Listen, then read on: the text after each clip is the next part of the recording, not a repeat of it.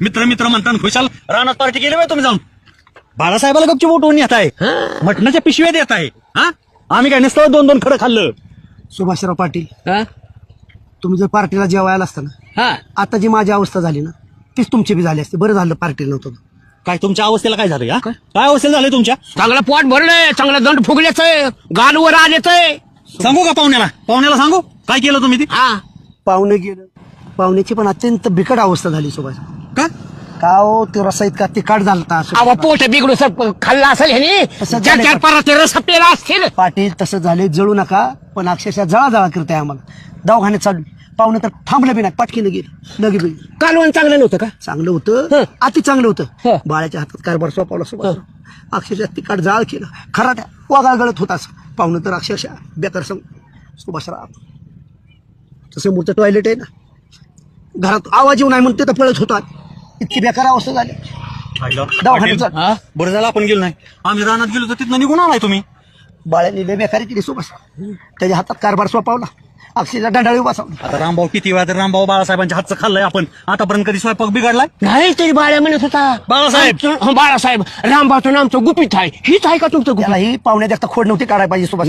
दिसला ना मी टेचत असतो. नाही नाही मी बी काय गप्प असणारा बदली पाटील सगळ्या गावात बोलून सांगतो. गप्पा की ही सांगण्याची गोष्ट आहे वय गप्पा राव नाही 4-5 जणांना सांगतो. आला का ए ए बाळा ए उभा राहा आता कुठं चालला सायकलवर ए ए ए ए उभा बाळा पाण्याला औषध तरी आहे का तुम्हाला? ए बाळा बाळा थांब ए रामभाऊ थांबा रामभाऊ ए रामभाऊ थांबा बरं रामभाऊ थांबा की थांबाच राव अब तुमच्या आता अंगात अवसान गेलं तर का ताणता एवढं मला मारे माझ्या अवस्था काय सांगू तुम्हाला ए बाळा उभा राहा हो थांबा की रामभाऊ थांबा एकटं तुम्हाला काय माझ्या मागे लागला तुम्ही काय पळा पाळी बाळा ऐका आता मला झाल्यासारखे काय मिळालं तुला समाधान मला काय मारायची कारण ऐका बाळासाहेब आजपर्यंत तुम्ही आम्हाला एवढ्या पार्ट्या करून घातल्या कधी स्वयंपाक बिघडला होता हे म्हणतात बाळासाहेबांनी स्वयंपाक बिघडवलाय. ह्या हाताची चव कुठनं लोक येते जेवाय करायला. रामभाऊ ज्याच्या हातचं खाल्लं ना त्याच्यावर हात उघडू नये.